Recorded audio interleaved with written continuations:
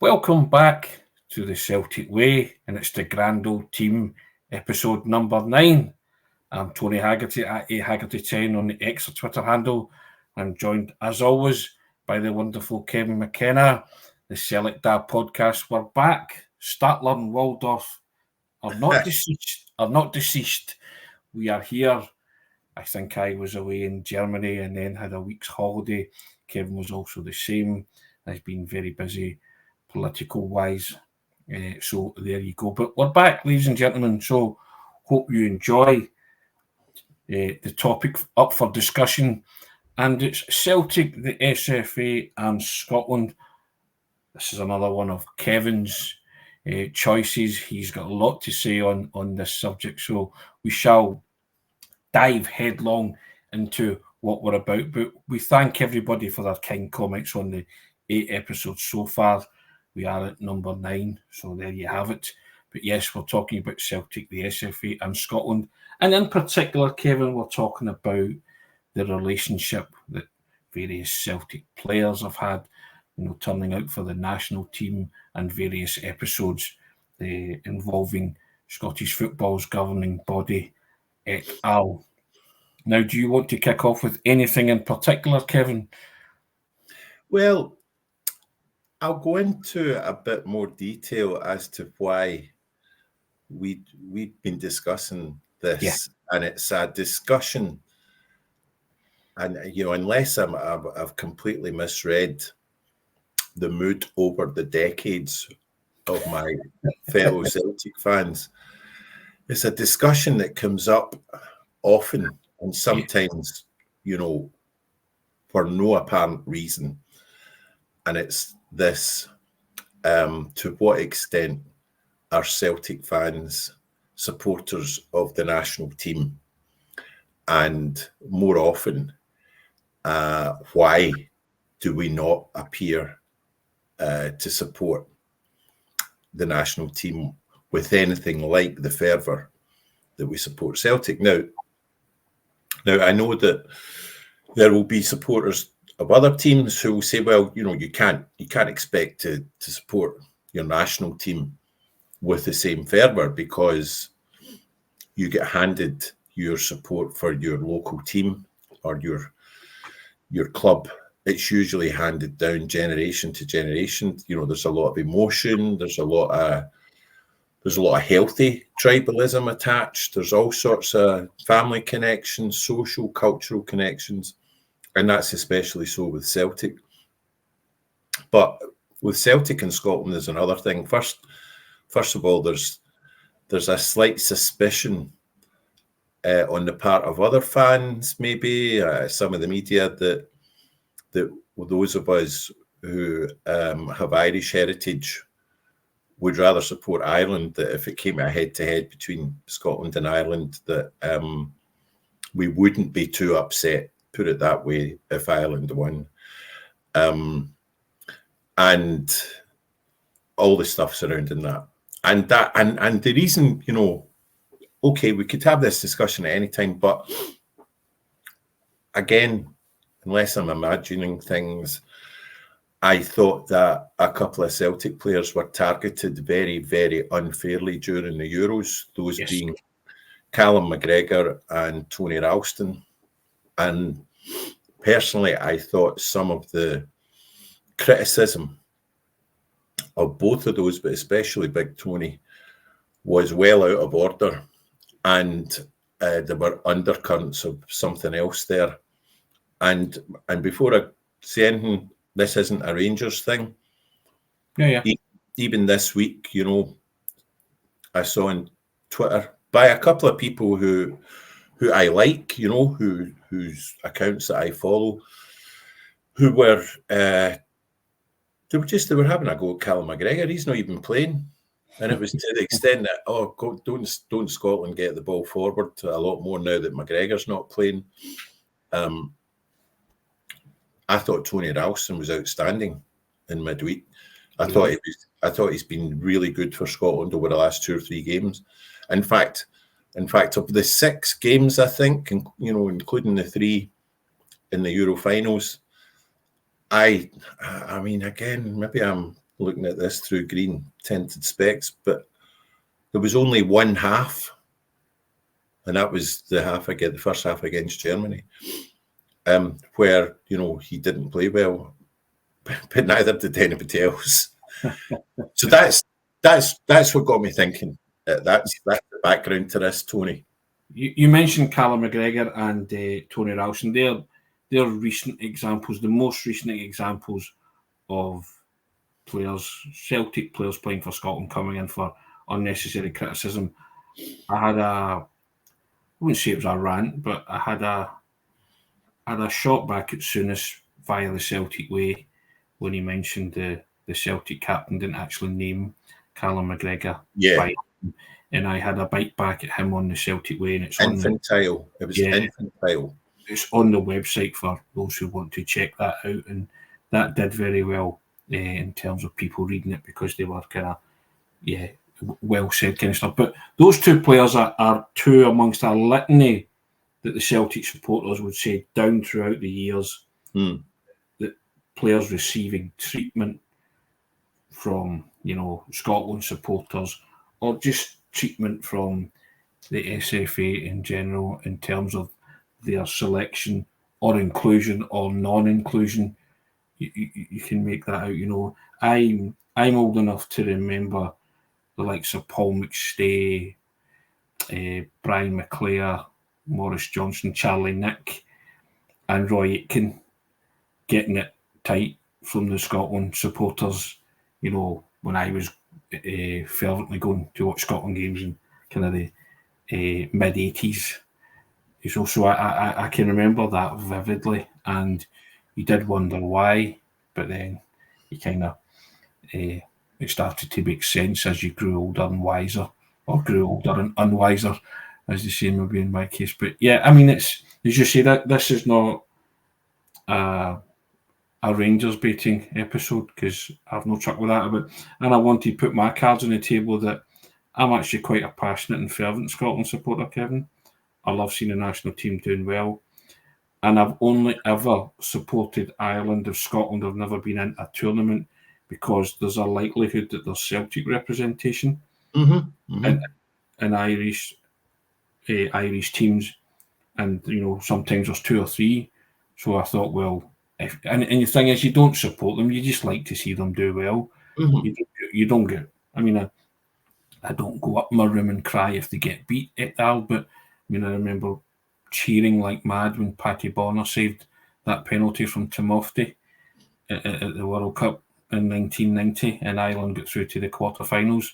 You wanted to see them do well because I love Big Jack more than anything else, to be honest. But there was a healthy contingent of Celtic players there. There was Border, there was Chris Morris, there was Mick McCarthy at the time, so you had a lot of players from your club, the club that you support representing that country in Scotland, weren't there? So, but I blame my father for getting me into Scotland and getting really behind Scotland in 78 for the 78 World Cup, which all went pear-shaped, and my father vowed never to get so excited about Scotland ever again. But when Kenny Dalglish scored at Anfield in 77 against Wales, it's one of the most joyous moments I have as a kid growing up, watching my father and myself go absolutely mental. So I'm quite a big Scotland supporter in that sense.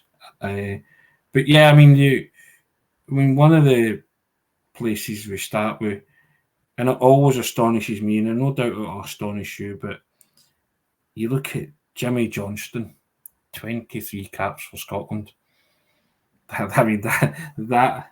That's a university thesis in itself, isn't it? Why? Yeah. How? It's like, explain.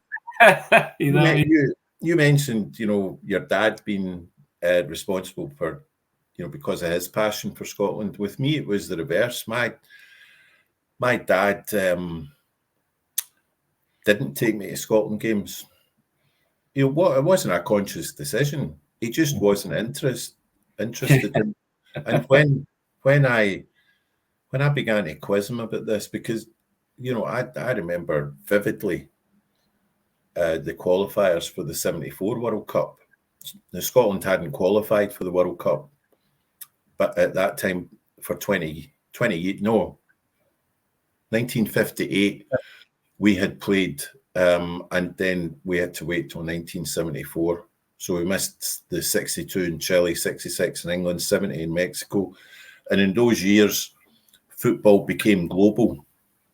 Full Glory's Technicolor, Brazil's amazing World Cup team in 1970, probably did more to advance football as the number one global sport.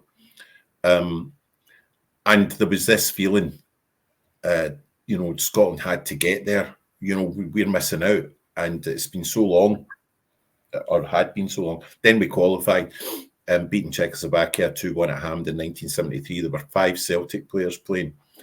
But my dad just... my first Scotland game was when I was about 25, I think. And the reason why my dad didn't, and my uncles, weren't that enthusiastic about them either, was, you touched on it. First of all, was the very obvious anomaly of Scotland's greatest ever football team, the Lisbon Lions, greatest ever club football team, all Scottish, and how few caps they got individually and as a unit. Scandalous. I think that is one of Scottish. And it was, there's no other explanation other than that there were certain people in the SFA who didn't like to see too many Celtic players wearing the national colours. And this began to... I know Tommy Gemmell and Bertie Auld were particularly looked over, weren't they? I mean, Tommy Gemmell, unless I'm wrong, was named in our best, in a World 11. Yeah.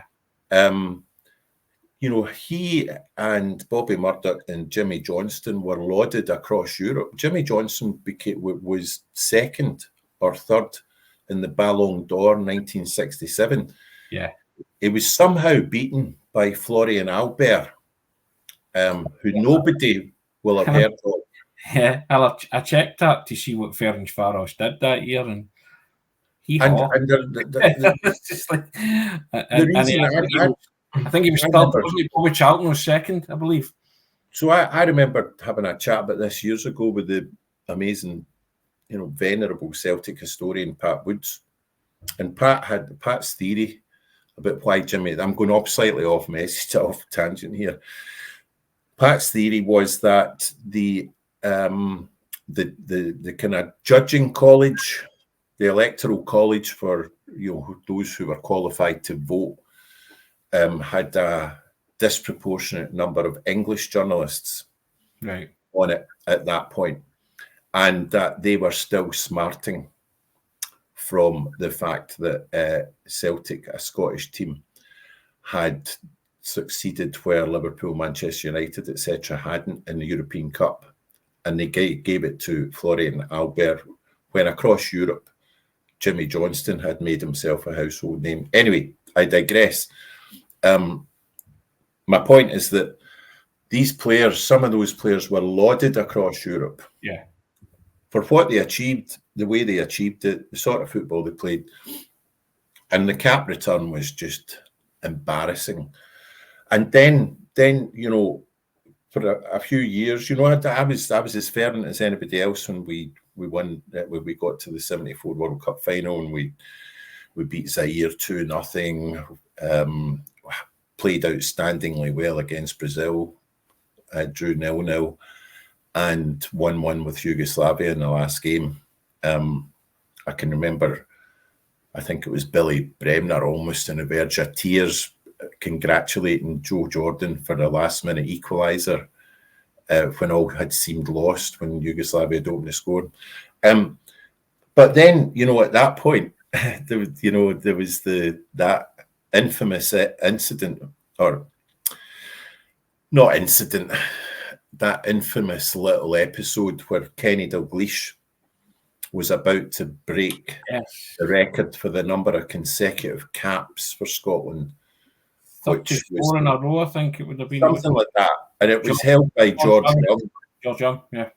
The legendary Rangers defender of the 50s.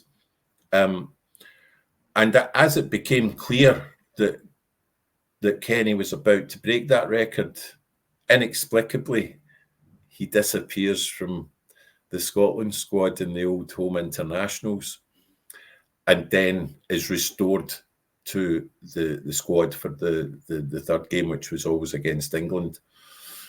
And Celtic picked for the Welsh game. I think it was the Welsh game, and even a substitute appearance. Yep. Would have right on you go, Tech Kenny. Last 10 minutes so you can get the record. No, it wasn't going to happen.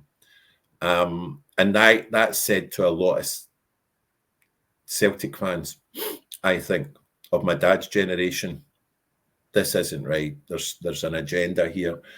And sadly, that then percolates through to the next generation, i.e. me.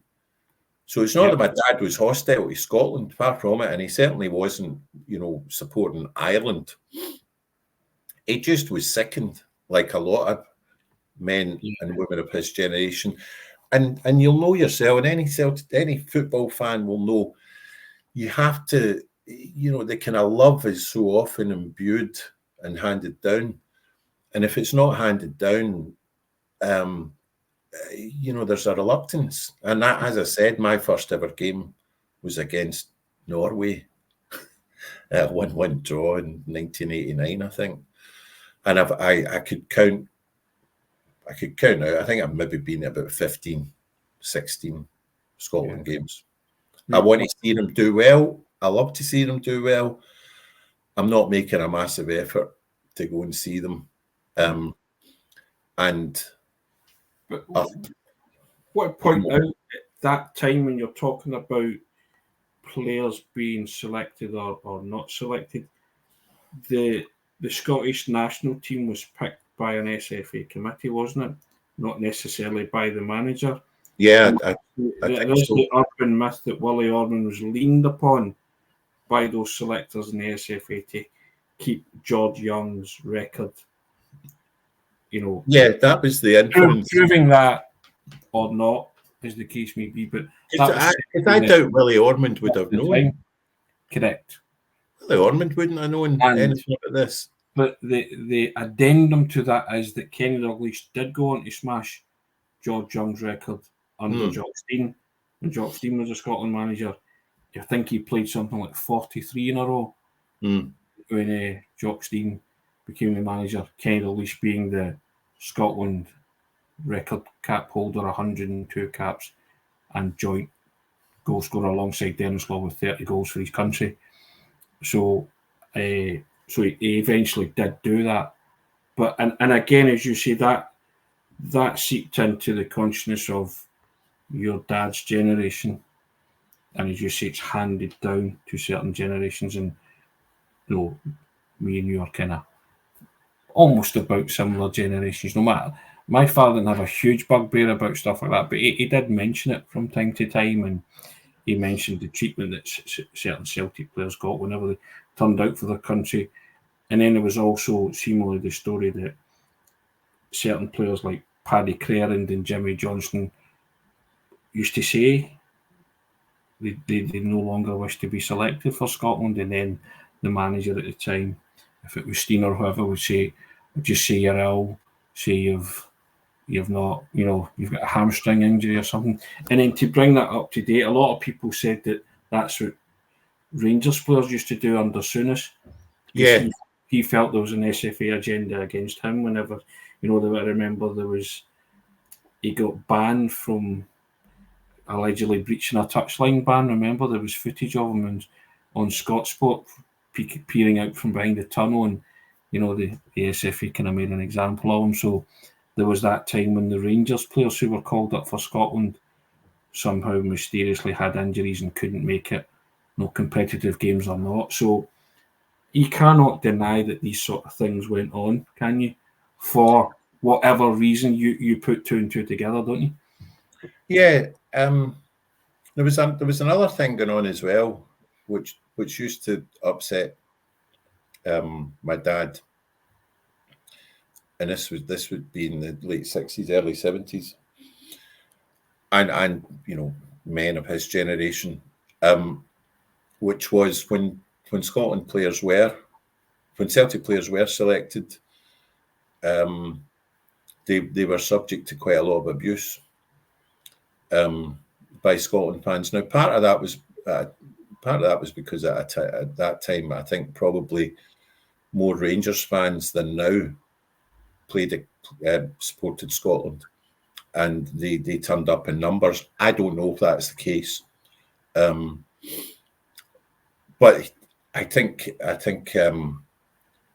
this reached its nadir once Stevie Murray, great, very fine Celtic midfielder from early to mid 70s, who we got from Aberdeen, used to play for Dundee, excellent player, and he got this treatment whenever he played for Scotland, when he'd been at Dundee or Aberdeen.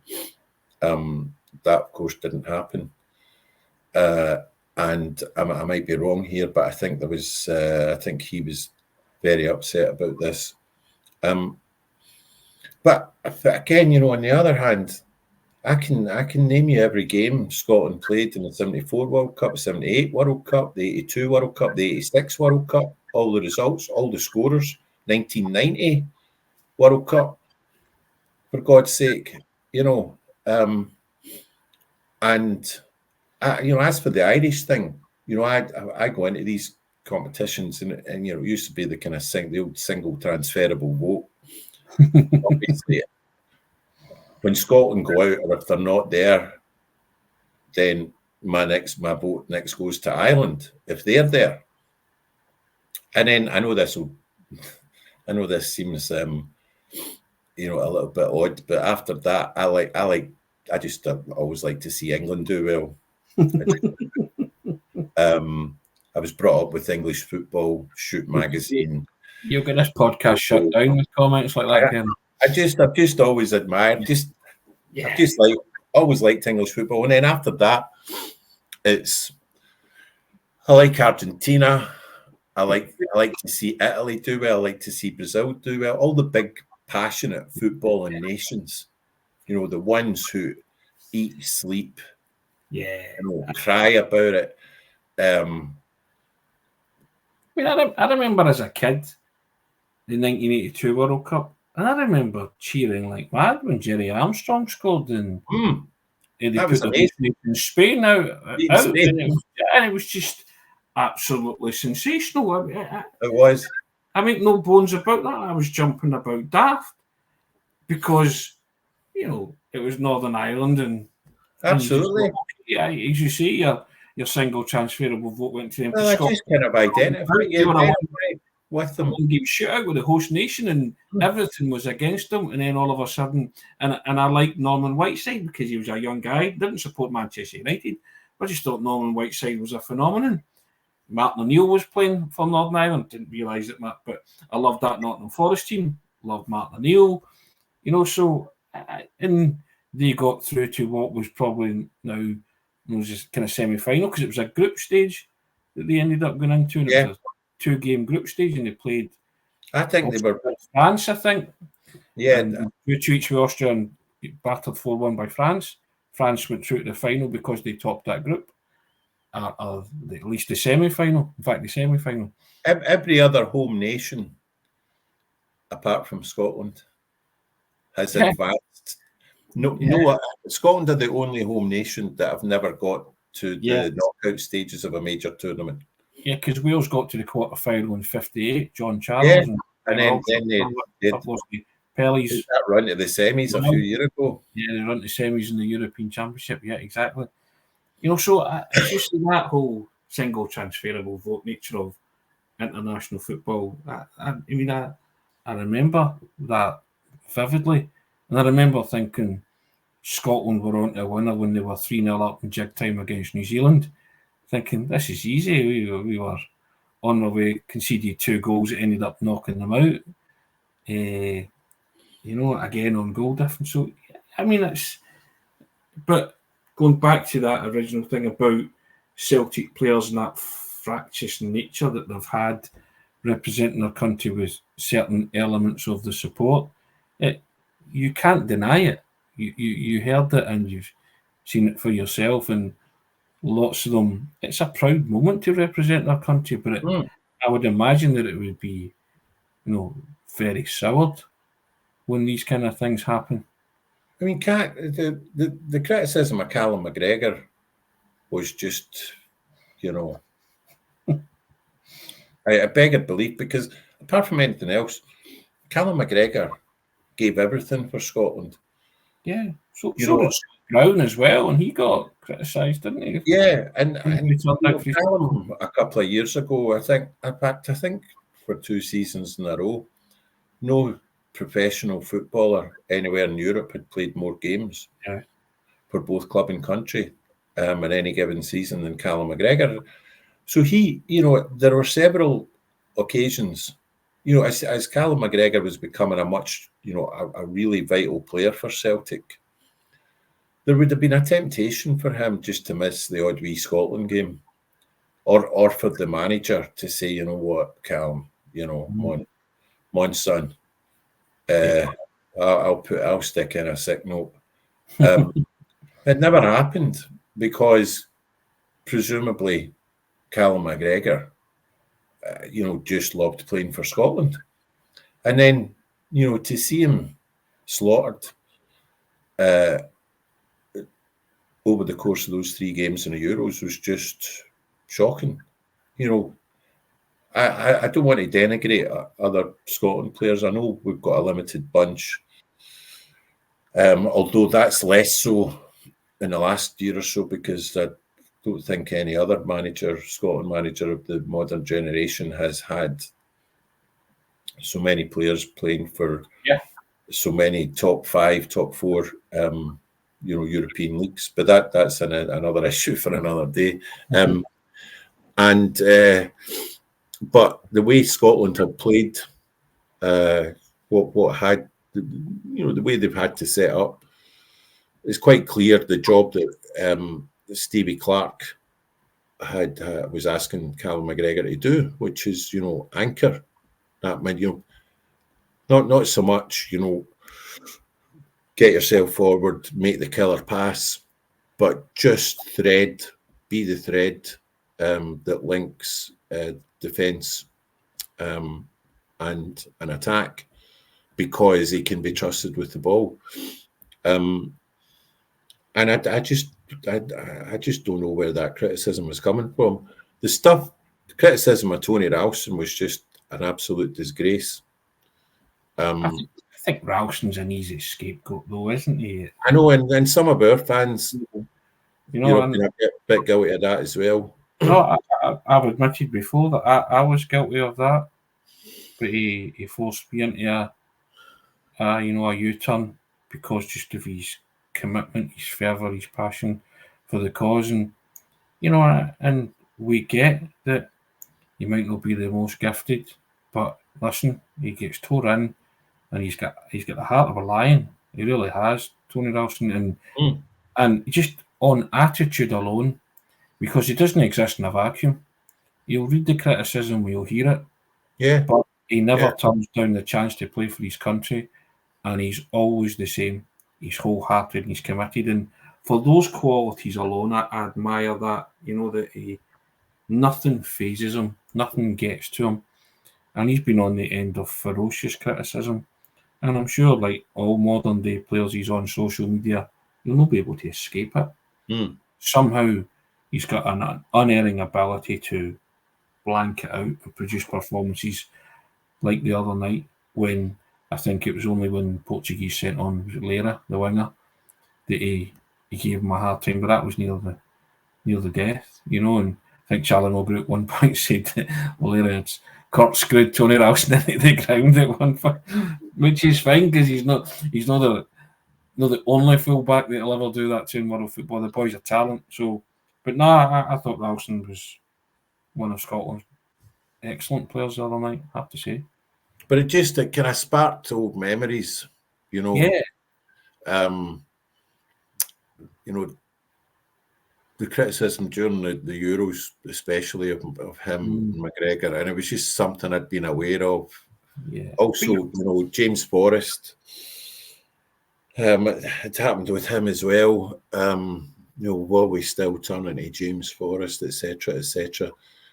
And I just wondered if part of that is fans of kind of smaller Scottish clubs, maybe just feeling that they've got a free pass here. You know, they can have a go at the Celtic players wearing a Scotland jersey because almost in retribution for the fact that these players routinely spank their own players at club level. It might be something as daft as that. In which case, as base as that, yeah. You know, maybe, I don't know. Maybe I shouldn't be getting upset at this. Maybe it's just. Maybe I'm just bigger issues in football. It's a paranoid thing. Maybe it's just an itch that I had to scratch. But I mean, you know, I remember the whole. Well, I don't remember. I read up about it because obviously you educate yourself in football. The whole Jimmy Johnson, Willie Henderson thing, and then moving further down the line, there was Danny McGrain and Sandy Jardine, and Danny McGrain had to become a left back to accommodate Sandy Jardine. And Danny McGrain was, quote, regarded as the best right back in world football. End of sentence. And replay that and reread that sentence back to yourself. Danny McGrain was regarded as the best right back in world football, yet he was the one that had to go over to the other side and proved adept at it, by the way. He was as good at left back as he was at right back. And as fine a player as Sandy Jardine was, then you have to say, wait a minute, how is the best, so-called best right back in world football having to up sticks in his game and go to the other side to accommodate somebody from... There was also a lack, betrayed a lack of imagination because, again, I stand corrected if I'm wrong, but Sandy Jardine, you know, was a very fine player for Rangers very early. You know, he was like a star as a teenager with Rangers. You know, he played in the 1967 Cup Winners' Cup final against Bayern Munich, I think, when he was about 19 or 20, and he wasn't a fullback. You know, he was such a cultured player, Sandy Jardine. He was a great passer of the ball. He read the game really well. He's a very cultured footballer. Yeah. And I just think that with a bit of imagination, you know, you have Danny McGrain as your right back because he's the world's best in that position. I see anybody younger who's listened to this and, you know, doesn't really know much about that era, take it from us. Danny McGrain was regarded as the best right back in the world at one time. I'd have had Sandy Jardine. You know, I'd be playing him right or something. Yeah. You know, Sandy Jardine would have been a brilliant midfielder for Scotland. Yeah. And you know the irony about Sandy Jardine? We've spoken about this game before. Sandy Jardine scored a brilliant goal for Rangers against Celtic in the Driver Cup final. It's been totally overshadowed by David Cooper's. David Cooper. Even better. Sandy Jardine ran about 80 yards and rattled it for about 20 yards. And in the net. It's been obliterated from history. And I'm not decrying Sandy Jardine as a footballer. I'm just saying when you have the man who, quote unquote, the best right back in the world, I agree with you. It was the whole Andy Robertson, Kieran Tierney thing, wasn't it? You play one in front of the other. Aye, you make it work. Reason because you can't get enough good players in your team. I know. And I Sandy Jardine, to all intents and purposes, you said it there as well, was a fantastic footballer. But he wasn't as good as Danny McGrain. And again, I've said this before as well, but the best thing you'll ever read about Danny McGrain is Billy Connolly's all-time Celtic 11. And he's in the Celtic view. Right back, Daniel Fergus, no surname required. That's his rationale. It's just like, it's the best description ever, because everybody knows Danny McGrain was the best in the world at one point, at that point. And when you were talking about representing Scotland, and and I think it was like 74, wasn't it, round about then, where he was hailed as a kind of best in the world, round about then, yeah. There was, and I'd like to nail this this Irish nonsense. Is that I remember a game Scotland played the Republic at Hampden, and we to win or at least get a draw to qualify for whatever, whether it was a World Cup or the Euros, I can't remember. And I'm thinking this is probably, I don't know, early 90s. Anyway, the Republic came to Hampden and beat us 1-0. I think it was Kevin Moran scored for Ireland. I remember Mark Lawrenson scoring 1-0. Right, maybe it was that. 87, I think it was. And it was to qualify for the 88 Euros. So that may have been qualified. That was one of the games. Lawrenson. Lawrenson scored. 1-0. Yeah, it was. So I remember being in a pub after the game, and I'm gutted, because why, we could have beaten Ireland. Ireland, look, under Jackie Charlton, just fashioned this way of playing that was brilliant for them, that got results. I'm not saying Scotland were the runaway favourites, but, you'd be thinking, if we need to beat them to qualify, it's doable. So I was a bit sick. So I thought, well, we're not getting to the 8 Euros. But I was challenged. I was challenged in the pub by a friend and his friend for having the temerity as how could I call myself a true Celtic fan for wanting Scotland to beat the Republic? Given that, as you said at the start of the show, that Ireland team had 3 Celtic players in it. And I'm like, well, yeah, I'm Scottish. I was born and brought up here. My mum and dad are Scottish. My grandparents are Scottish. I have to go back to the 4th generation of McKennas, or 3 times removed, for the last time that we were on Irish soil. And although I will have a lifelong affinity to Ireland and will never deny my Irish heritage, it's not as, there's no debate. When Scotland play Ireland, I want Scotland to win. End of. There isn't any kind of split loyalties or anything like that. Or I wonder, I won't be too upset if Scotland lose. No, I want Scotland to win. That's it. I might be a bad Scotland fan. I don't go as often as I should. I'm not as fervent, and I don't sing, 13, 14 or whatever it is, or, coming down that road, or Oh dear. Oh, that's another thing, right? Go on. That's another thing. Never rant about that. Indeed. That Tartan Army, drive me nuts at times. I remember, oh God, I know I'll get slaughtered for this, but I remember watching us playing the Faroes, and it was that infamous game where I think Better votes first game. Did they go 2-0 up? They went 2-0 up in jig time, yeah. And so I'm watching it at the telly. It's a Saturday. There's an early kickoff on a Saturday. I can't believe what I'm seeing. All I'm thinking of is we're beaten here. Like Faroe Islands, I don't think had beaten anybody ever. No, not at one point. I think they beat Austria at one point, didn't they? And they're beating us 2-0. If it stays like this, that is the biggest humiliation Scotland, have ever suffered. Any football nation has suffered.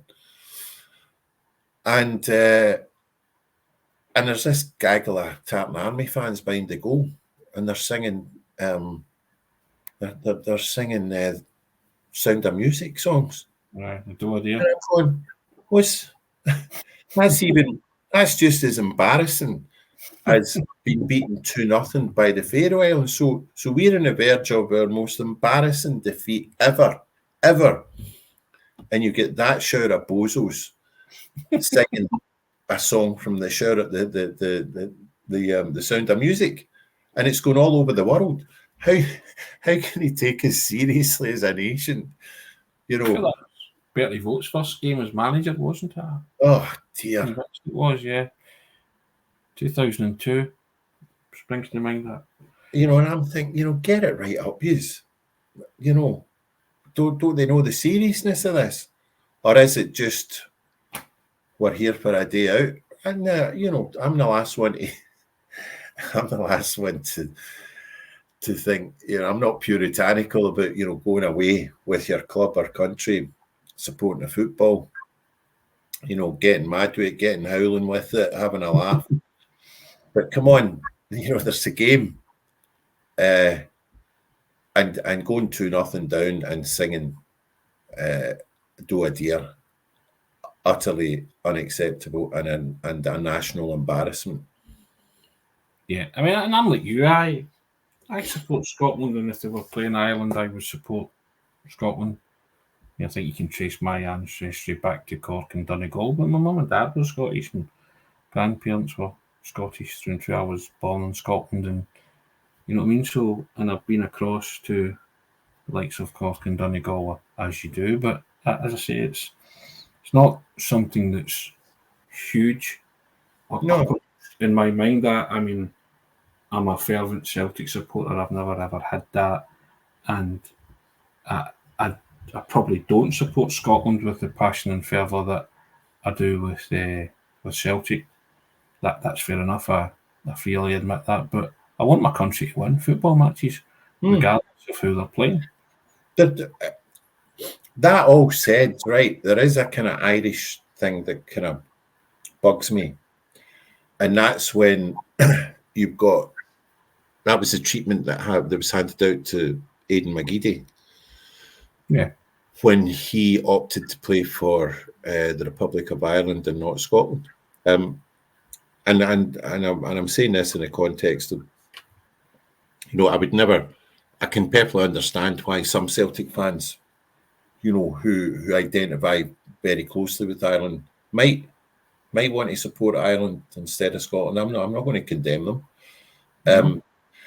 But when Aidan McGeady's treatment by some Scottish fans and by a lot of the media when he opted to play for the Republic of Ireland was an absolute disgrace as well. There was two reasons why Aidan McGeady plumped for the Republic. And one was that when he was a lot younger, when he was coming to almost national attention as like the hottest young teenager in Scotland, he wasn't picked. He wasn't picked at schoolboy level.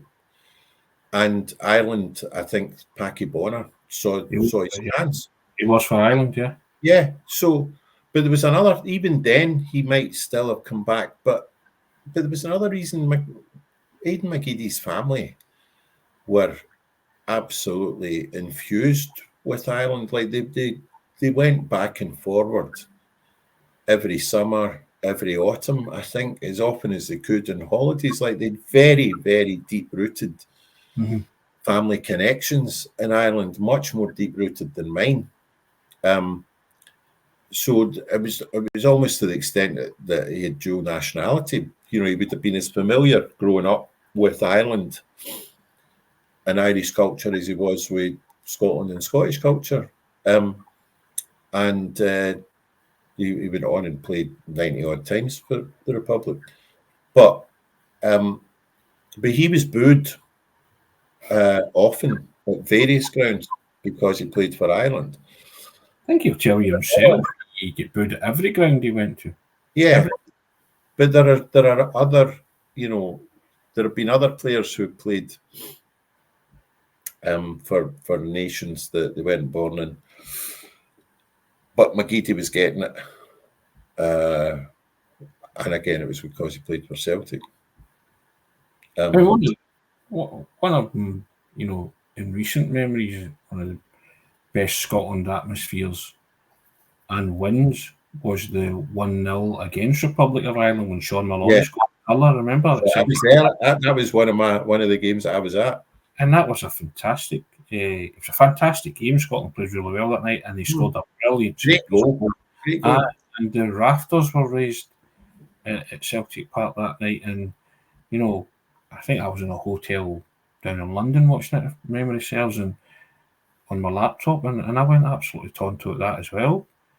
I was just like, I think I was more chuffed at the nature of the goal, because I thought it was one of the best Scotland goals. It was a lovely goal. Lovely. A long time, you know what I mean? So, yeah, and, I think I've watched a few interviews with Aidan McGeady, and it's something that sticks with him, the abuse that he got on every ground he went to in Scotland.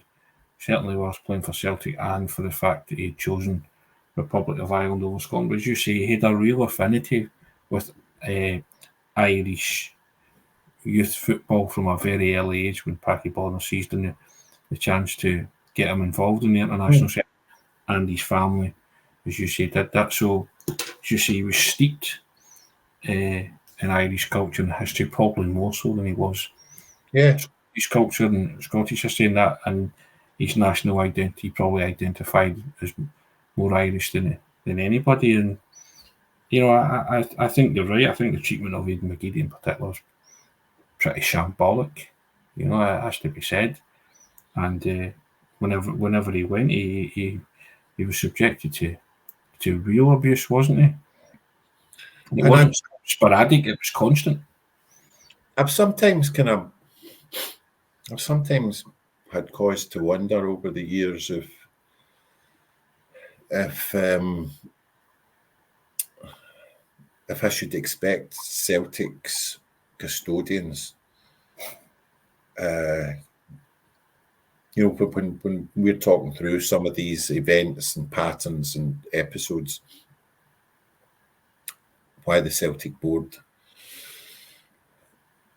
or any given Celtic manager not use a platform and say, look, the one time it did happen was when Fergus McCann nailed Jim Farry for the George Cadetti affair. Yes, yeah. And Fergus knew the law, he knew the legalities, and he knew that something underhand had gone on, and he exposed it to Fergus's credit, which ended up with Jim Farry falling on his sword. And then, and as you say, then, it's that paranoia thing, isn't it? Celtic weren't paranoid in that instance. Jim Farry had delayed the registration of a vital player for Celtic in order, well, only Jim Farry can explain it, but in order to help a rival football club win another title and possibly win another Scottish Cup to boost their trophy haul and help them on their way to 9 in a row, / 10 in a row. There is no two ways about that, because you can't argue anything other than that. That's what he was all about, and was exposed and caught out because a legal ego and a legal mind and a sharp brain, and somebody who said, no, Celtic aren't having this. We will take this to the nth degree, to the point where Farry had to admit his wrongdoing. And I think it's significant that it took Fergus to do that, because, and again, I might be misreading this, but because I don't think, as you say, any of the custodians would have had the will or the appetite. Yeah, because I just think that too often, maybe quite a lot of our directors over the years, have just gone for the path of least resistance, because, if they sit in their hands and keep quiet, they'll eventually get appointed to a board, and then maybe, who knows, a kind of a UEFA position, because UEFA have always been. I've always got the impression UEFA have a very very fond affection for Scotland because of its role in the development of the game. And I think that's witnessed, I think that's manifest in the amount of, Scottish legislators, for want of a better word, who regularly get invited onto UEFA committees. Corporate governance posts. Yeah. And so, you wonder if there's just been a tendency too much with some Celtic directors, senior execs, just to kind of keep quiet, keep stum, not rock the boat, because there's a gravy train. Careerists, you call them, Kevin, yeah. And it's significant that Fergus is the man to break that, because he was never part of the establishment. He'd no time for any of that. He was a self-made man. He'd made his money by having a sharp business brain and not taking any nonsense from anybody, being decisive and calling out wrongdoing and injustice whenever he saw it. So yeah, I'd have even that criticism of Tony and Callum latterly. I'd have liked somebody at Celtic, even if it had been Brendan Rodgers, to say, look, we know what's going on here. This isn't good. Or even Steve Clarke. But I don't want to blame. I don't want to kind of attach any blame to Steve Clarke here. He's an honest operator, Steve Clarke. Getting nothing but goodwill, and want to wish him every success. I know it's an uphill battle, and there's questions been asked about how long he can last with that record, but that's for others to say. We're not getting involved in that. Anyway, that's just maybe this is just episode 9, Celtic Daz and their paranoia. Maybe we stand accused of that, or I stand accused of it, in which case, yeah, all right, fair enough, right? Celtic paranoia is part of my DNA. I think it's part of a lot of Celtic supporters' DNA, though, isn't it? It just comes up often. Whatever generation you speak to, they will tell you instances of what they perceive as injustice and unfair treatment towards Celtic players, and it just depends how seriously you take it. Or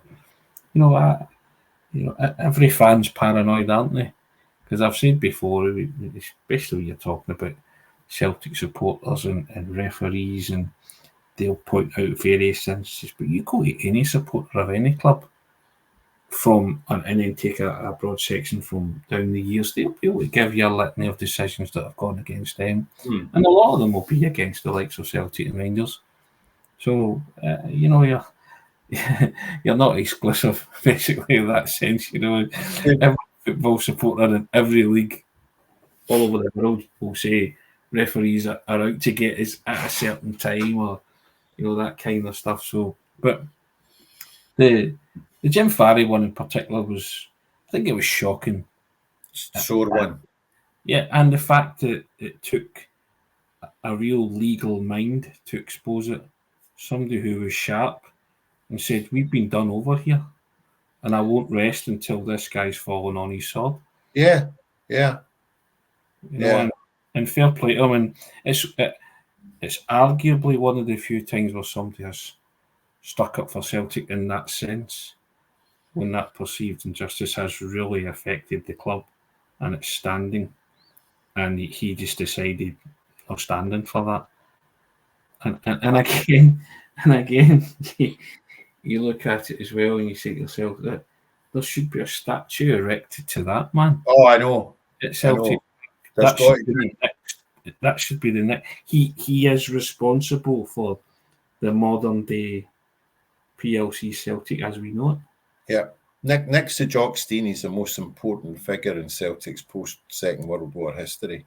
And it's long overdue. It's long overdue. And And it always pains me greatly to see that footage when he's unfurling the flag. Oh, God. He's being booed. Oh. I cringe at that. And it was horrible. It was horrible.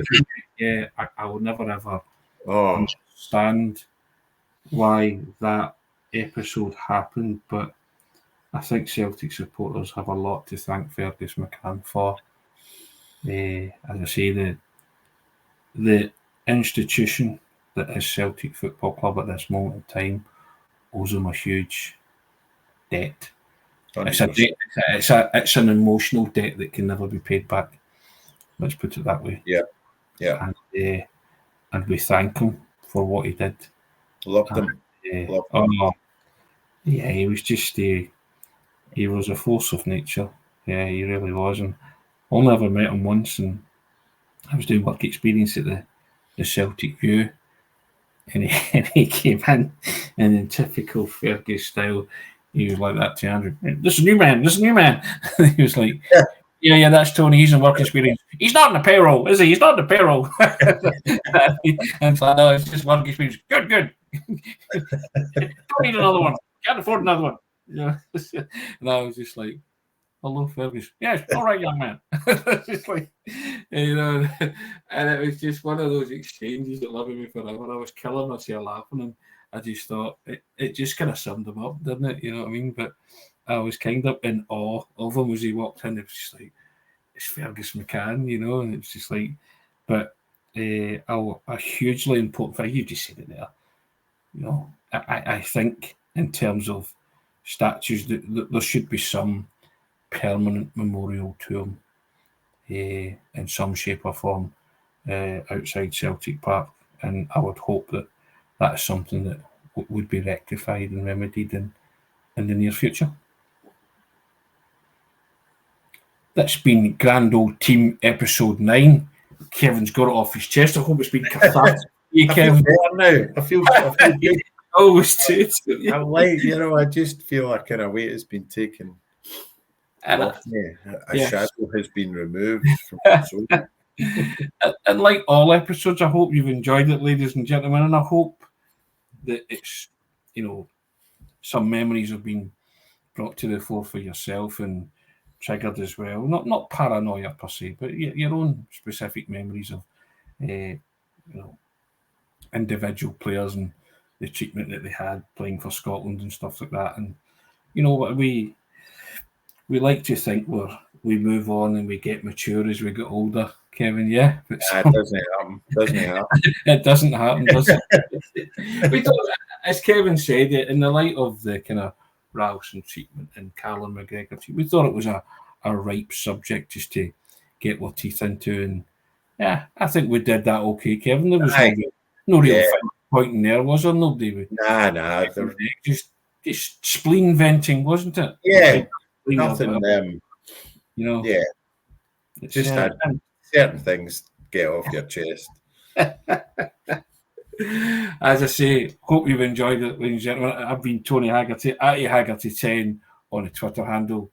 He's been Kevin McKenna, and just direct you to the ticker tape running along the bottom. If you want to support our work even more, you can join our YouTube members channel for just $2.99 a month, and you'll receive early video access, priority comments, and exclusive members chat function.